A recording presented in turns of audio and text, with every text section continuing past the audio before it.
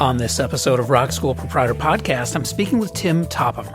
Tim's a veteran of music lesson business podcasts with his show Topcast, which he started over 10 years ago. He's also the founder of Top Music, an online hub with resources, courses, and so much more for music instructors. In our conversation, we focused a lot on a student-focused way of teaching, and that involves things like playing music first and reading second, the importance of community and collaboration, and how all of these things contribute to taking a more holistic approach to music lessons. It was a fantastic conversation, and I'm excited to share this one. Welcome to Rock School Proprietor Podcast. My name is John Kazicki. My co-host Mandy York can't be with us tonight. However, my guest is Tim Topham. Tim, how are you today? I'm great. Thanks for having me, John. All right. And for any listeners who aren't familiar with you, Tim, you're the founder of Top Music, which is an online community of music teachers. You host your own podcast, Topcast, correct? Which Correct. I understand 10 years at this point? 10 years of episodes. Yeah, we just passed a milestone. 400 episodes, 10 years, started Incredible. 2015. So I suppose I owe you a thank you for I'm one of the OGs. Being kind of first, right? And you're a music educator and a piano instructor, correct? Correct. All right. As you know, Mandy and I, we try and bridge that gap between what we've talked about as the rock school approach or the non-traditional approach to teaching music lessons, which is my niche, right? I run a rock school, and that more traditional, what I think of when I think of piano lessons, because it's kind of piano lessons I had as a kid, the very like by the book, method book style of piano lessons. And your approach is not that. Your approach is, it seems very intuitive to me as a guitar player and a guitar instructor. And I wondered if you've always taken that approach to teaching where you're not afraid of leaning into improvising or working on, a 4-chord pop song and kind of veering away from the method books. Have you always been that way, or was there a moment where it just kind of clicked? That is a good question. When I first started teaching, I did teach like my teacher taught, and so many of us do that because we don't necessarily have formal pedagogy training on our instrument. Mm-hmm. So I did take a fairly traditional start to lessons with regard to teaching of reading, starting that very early on, etc. But I always had elements of, oh, you want to play that song? Sure, let's I can do that. We can work on that pop song. Or, oh, you learned that on YouTube? All right, I'll do my best to make that even better than what you've learned on YouTube.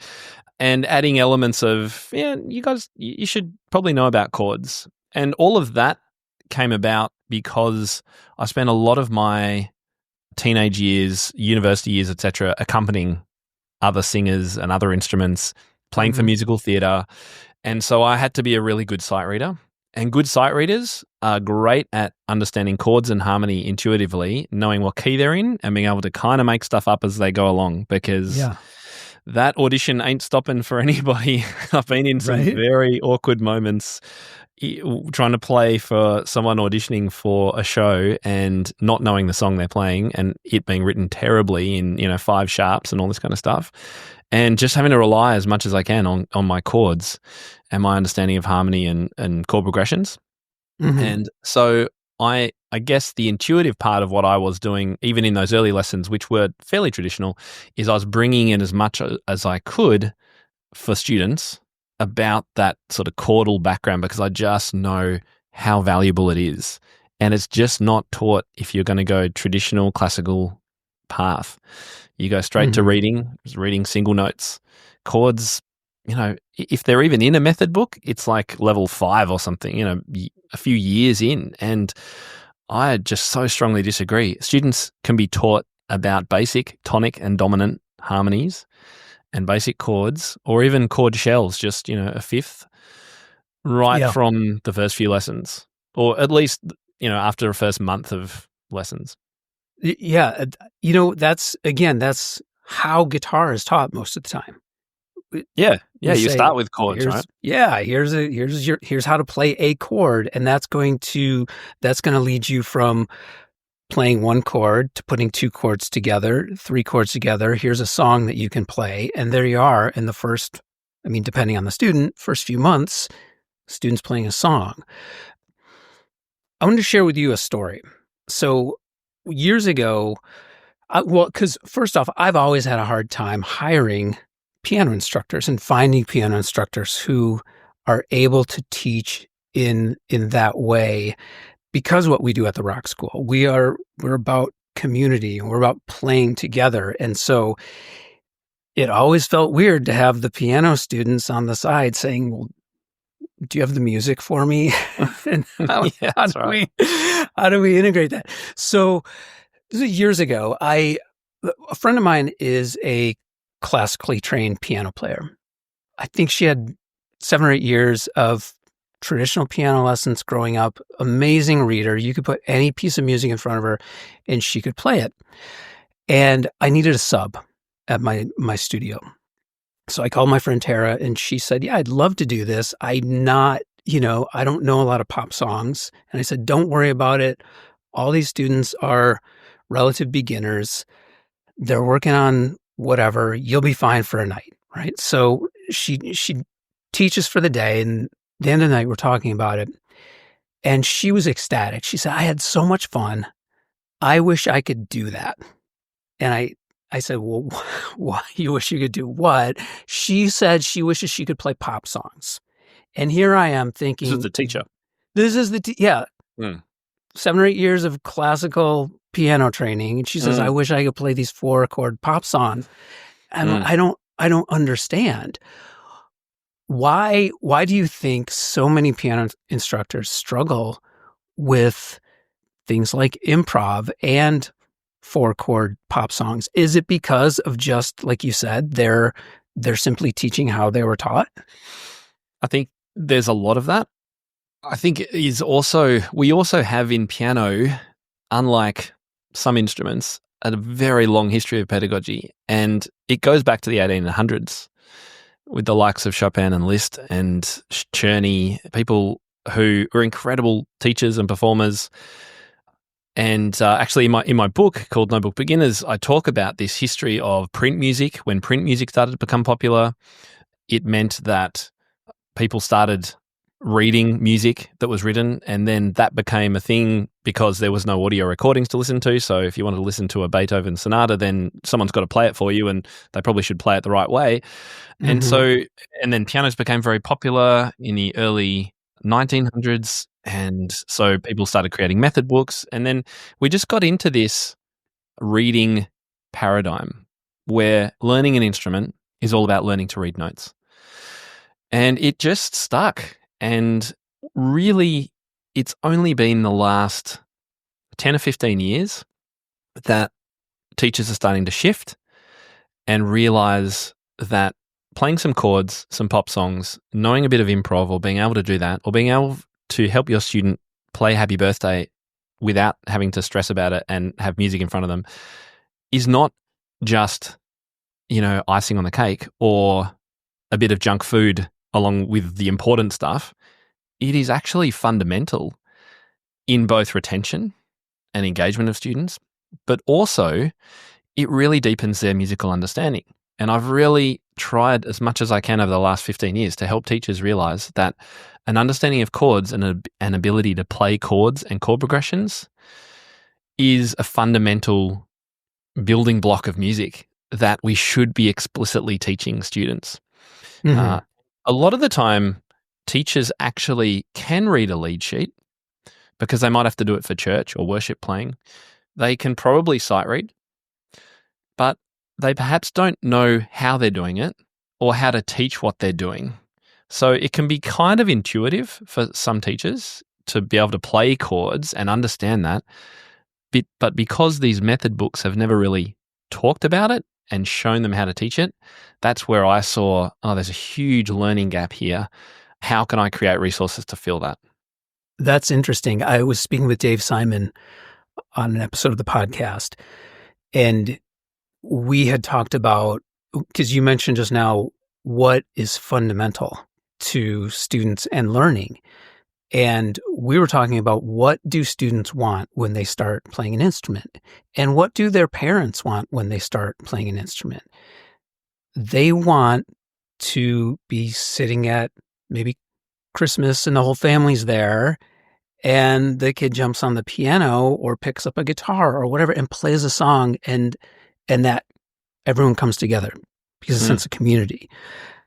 And it is interesting to me that I think that's how we all come to music, right? We all want that, but somewhere along the way, it sort of gets lost in this pressure to understand how to read, or maybe that pressure comes from parents, maybe the pressure comes from the instructors, but like that desire for what the student wants sometimes gets lost, I think. Yeah. And I think you've hit on another element that's important, and that's the social aspect of music making. And I would propose a question to your teachers who are listening. Think back to your childhood and teenage years of playing your instrument and ask yourself, what are the biggest, strongest memories from those days? What were you doing that you most remember as a teenage or young child music student? Because for me, and most teachers I speak to and ask this question of, it's when they were playing for their family, when they were performing with a group of mates, when they were in the school band, when they were accompanying somebody, when they were just had a friend over after school and they were just mucking around, when they were at a pizza party that their recital, their teacher had put on as a recital. It's all tends to be social. You remember the things you do with other people. And in some ways, guitar, piano can be kind of isolated. I think piano the most. Pianists, and again, it comes back to this tradition. We're kind of a solo instrument, and if you're really good at piano, then you're a soloist. You're a concert soloist. That's what we're all striving for. But ultimately, the most fun I've had is playing in bands for musical theatre, and working with other musicians, and having a jam with my mates, and playing in the school rock band and things like that. So I think that's another aspect that's really important, particularly for the piano teachers listening. Think about ways you can get students together. And if you can't, then at least play along to backing tracks. Get them grooving and vibing with other musicians. Yeah, I love hearing that from you, because that's another thing that I'm really passionate about. Obviously, coming from the rock school, we talk about community all the time. We talk about kids finding their people, and maybe they don't like sports, but they can get those same benefits from playing in a band and meeting other people who play music. And it's always been disappointing to me in a sense, but also like sometimes I would just want to shake those really. My piano teacher growing up, I wanted to shake Mrs. Connolly, who was her name? Gently. Shake her gently. Right. And say, why can't we do this with piano? Why can't we get these kids playing together? Why can't we get the piano players playing with the drummers and the guitar players and everyone? It's really what it's all about. And so it's incredibly refreshing to hear you say that. Thank you. That's all right. we just literally in the last couple of weeks released a course called Jam Sessions, which is all about how teachers with one-on-one students predominantly can do group sessions with 4 or 5 students, one piano, and do very cool improv with them. And we've had teachers come back to us and say, oh, you know what? I let my next student in 5 minutes early, and I kept my current student for 5 minutes more, and I got them to do some of this improv at the piano for just 10 minutes while they did a little crossover. And it was the best thing. I'm going to structure my lessons to have this now, because they had so much fun and they were grooving and listening to each other. So yeah, there's lots of ways to do this. You don't have to be a group piano teacher in order to have a strong sense of group and community in your studio. This I didn't expect to get into this, but it does get me thinking more about marketing, and when studio owners and instructors are are talking about what they do in their studios. And before we started recording, you and I talked very briefly about AI, and Mandy and I have had conversations about progress in AI and what that could potentially do for music instructors. But I you think spoke to Sam from Musi about it too, didn't you? yes, correct. Yeah, correct. And my takeaway is that if we start talking about all these things that you and I are talking about right now, like why we come to music, why we play music, how we play music in a community, then the AI stuff sort of disappears because, AI might be able to write music, AI might be able to teach music, but AI is not going to be able to come over to your house and like put on a concert for you, right? Yeah. So I think it does get into how we, as a community of music instructors, message to our prospective students and clients. Talking more about community is going to create more longevity for us and kind of future-proof our businesses, 100% I think. agree. Yeah. I'm a big fan of talking about marketing for music studios because I do hear from lots of teachers, oh my goodness, I can't charge very much because there's lots of people in my town and they're all charging the same and it's like a race to the bottom, and there's the old lady down the road is charging $10 for 10 hours and so much of what we can do with our marketing revolves around what Dave Simon said, which is make sure you're telling parents what's in it for them and their child, not about you. It's about them. And I'm sure you do the same thing. Right. But also talking about how you're different and, just what we're talking about before with like a tiny little crossover improv session. If you were to cement that into your studio, you could advertise, we do, your child gets to groove with other children, even though they're having one-on-one lessons. We have this, or we meet once a month for a cool funk workshop for a couple of hours after school every month, and that's just included in this package. And here are all the things we do, and here's the package price. And if that is different, if what you're offering is a different package, a different offer to what everyone else is offering, it's not comparable. And so you can start to kind of set yourself aside. So not only is this great for retention, having this different approach, you can 100%, as you've said, use it to market yourself. Mm-hmm. And I get it. As music instructors, we're not necessarily, we don't have a business background. We don't have a marketing background. We're scrappy. We figure that stuff out as we go. But I think the default, unfortunately, is always to look at what is that other person in town saying about their music lessons, right? How are they? What does their website look like? And maybe I'll put my spin on it. And it's not necessarily the best. So I think that's kind of where we get sort of a watered down version of the same thing across the board. So I'm, again, strong proponent of talking about these things like socialization and community and all those other benefits that music allows us to experience and our kids. And again, that goes back to what parents want, what kids want. So you'd mentioned no book beginners.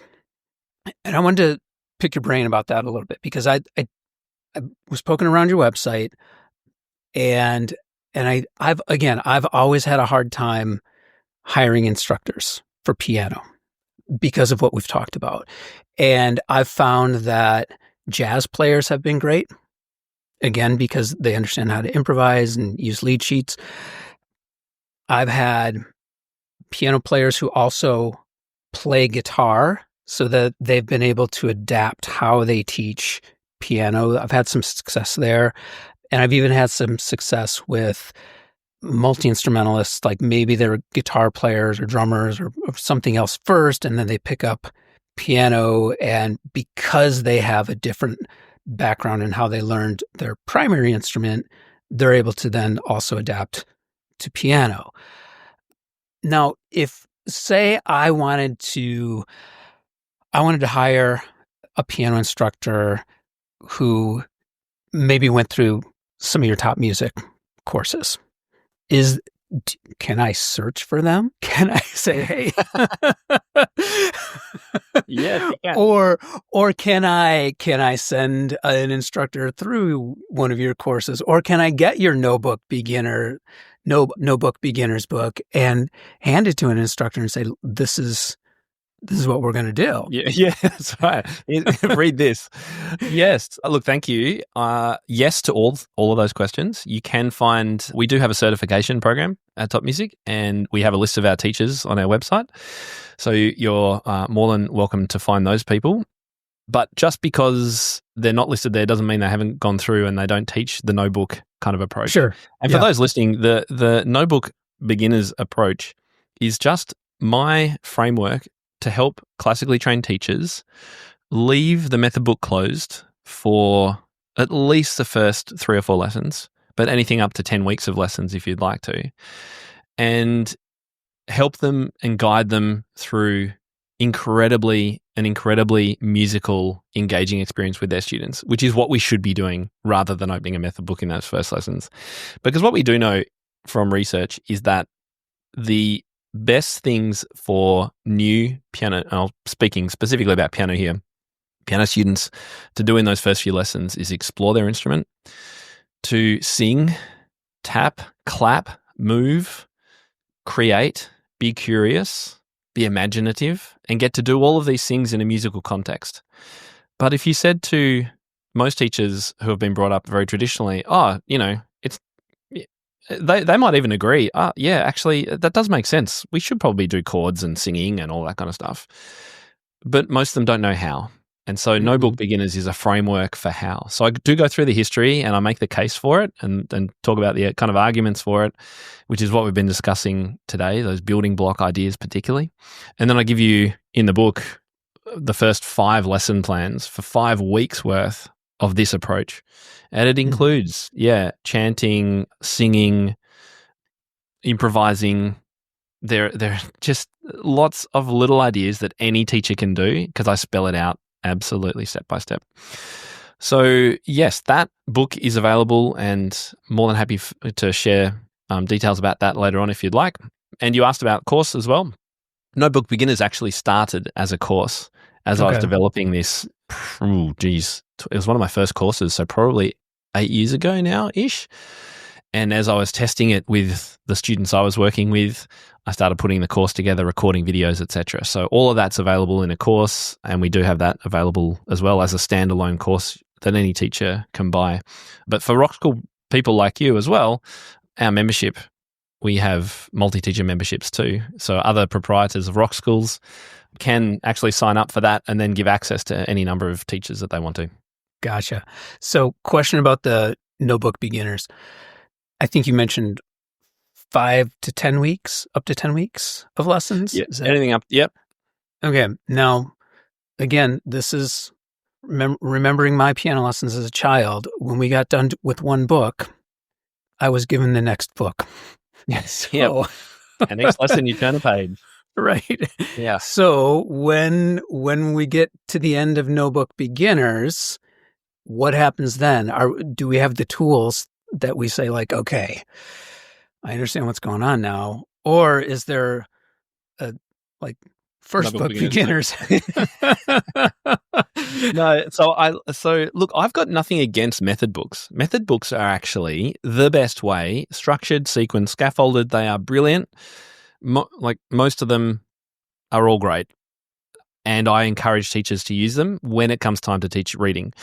My argument is, let's not do that in the first lesson. Gotcha. Because, my goodness, students do not want to do that at all. And teachers, for the most part, probably don't want to do that if they can be getting the student to act like they're all different animals all over the piano and to just be able to engage them and have fun with them and just do cool stuff. Mm-hmm. So method books are great, and I encourage teachers to use them. And the reason I call it a framework and not a method is that it can be structured with and alongside whatever you tend to use yourself. So a lot of teachers will use Notebook Beginners for the first, say, 3 lessons and do it in a very structured way.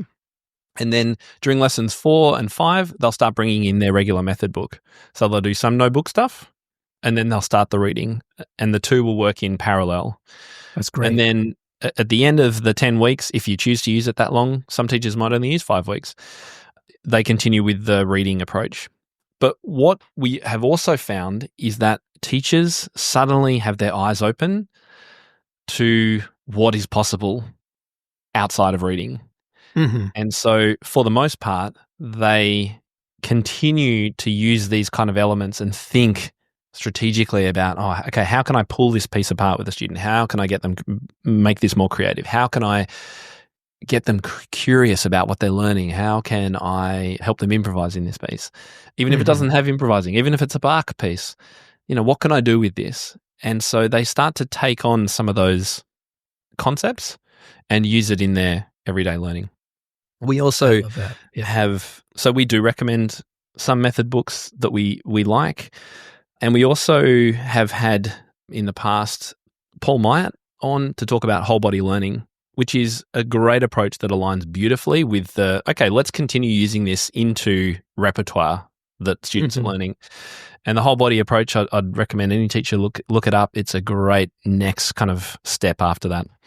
And I should say too, we also have a preschool notebook beginners for ages 3 to 5 too. So if you're teaching or you want to teach even younger students, we've got that approach lined up as well. That's great. Yeah, and for the record, I am not anti-method book either. No, great. And we've had that. Mandy and I've had that discussion, and so this doesn't feel so imbalanced. One of my big criticisms of so many guitar instructors is that they don't use anything. They don't write anything down. Yeah, that's right. That's like that jam. the complete opposite side. And so, again, the spirit of what Mandy and I talk about is how do we kind of bring everyone in the middle a little bit more so you've got something that's going to work for everyone. All right. So Sorry, John, just on that. Yeah. I also thought I should mention too, because teachers often ask, okay, if they're not using a book, what do they do at home? Because as you've said, you send the student home to learn those 3 pieces. Don't turn the page, because I haven't taught you that next thing yet. So for each of the lessons, we give you a practice plan. It's really structured, so you can tell the student exactly what they need to do. And we give you the backing tracks that allow them to keep improvising when you're not there. We have activities where they have to teach their siblings how to sit at the piano and things in their first lesson. So there is a really structured plan to what they need to do at home as well. Okay. So I was on your website and I took your quiz. Oh, yeah? Yeah. I took your quiz because Mandy and I did an entire episode on traditional versus non-traditional instructors and what they can learn from one another. And so I saw that on your website and I thought, I'm going to take the quiz. I got the avant-garde. So Tell me a little bit about what that means and what I should probably be thinking about if I'm an avant-garde instructor. Or does that surprise you? 1, does that surprise you? And 2, what should I be doing as an avant-garde instructor to look to improve to be best possible instructor for my students? Yeah, good question. And thanks for doing the quiz. Of course. So, the avant-garde teacher, I've been this kind of teacher in the past. So the avant-garde teacher tends towards being pretty creative, flexible, imaginative, doing all of those kinds of things that we want, not getting stuck in tradition and things. The challenge for avant-garde teachers sometimes is trying to do too much. And in the process, making your students kind of confused and not following up on things or sticking with one thing for long enough for them to actually embed it.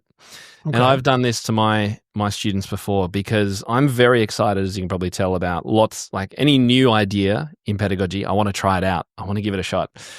And that's great. But I remember a particular student, his name was James, and I was actually just overwhelming him because each week I was trying something slightly new and experimenting with him. And it just got to the point where he was overwhelmed. We weren't reviewing and embedding things enough.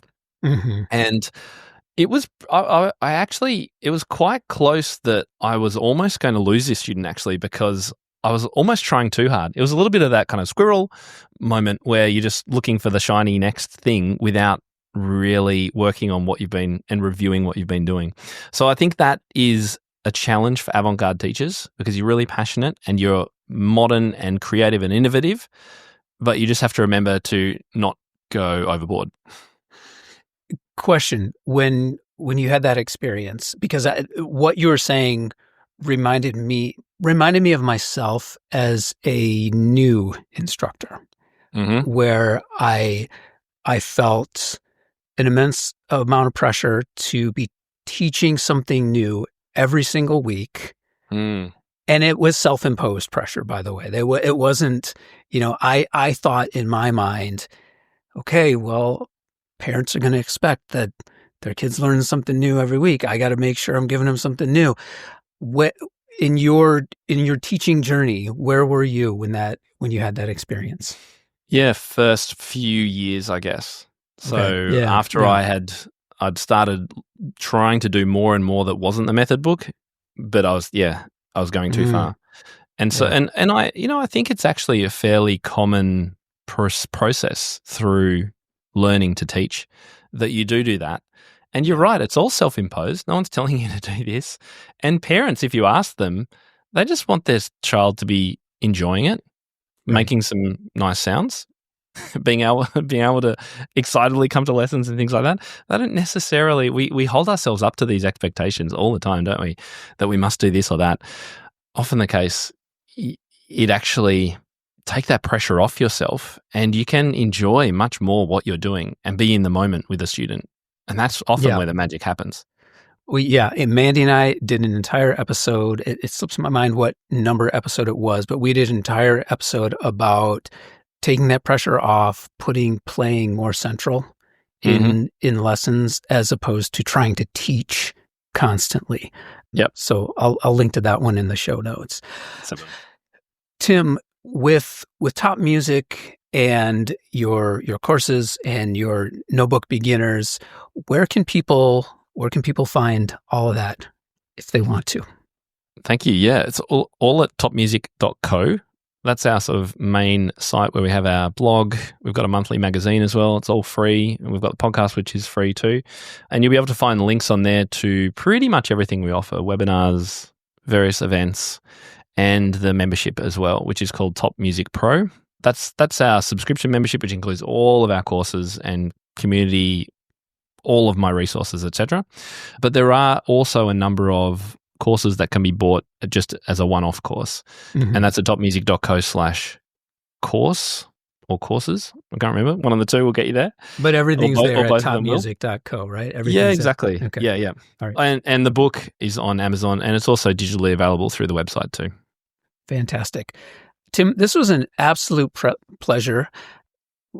I've seen your name come up. We've had a little bit of interaction back and forth, but fantastic speaking with you. I really appreciate you coming on the podcast. So thank you. Absolute pleasure. And it's great to know we've got lots of mutual friends as well.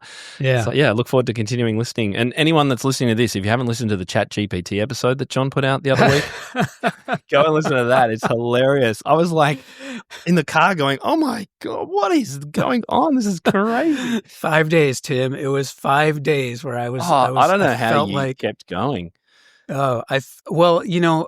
It was probably around day 3 where I started thinking, I don't think ChatGPT is really doing what I'm asking it to do. Yeah.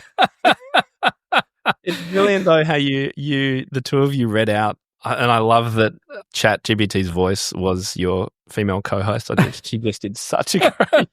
Reluctantly, Mandy was ChatGPT. Yeah, really good.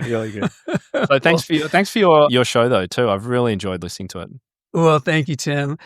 Yeah, we'll wrap this up for Rock School Proprietor Podcast, and we'll see you next time. A big thank you to Tim Topham for joining me on this episode, and don't forget to check out Tim's own podcast, aptly titled Topcast. And he's also got that great community of online instructors at topmusic.co. If you have topic suggestions or questions, please contact us at info@rockschoolproprietor.com. We'd love to hear from you. We've put together some free resources for teachers and studio owners over at rockschoolproprietor.com and a private Facebook group, Performance-Based Music Programs in Rock Schools. Please join us over there. On social, I'm at rock.school.proprietor on Instagram and John Kazuki on both LinkedIn and Blue Sky. Your ratings and reviews on Apple Podcasts and Spotify are always appreciated. If you enjoyed this show and gained insight from our conversation, then we count that as a win. All we ask in return is that you pay it forward, and please share the show with someone you think needs to hear it.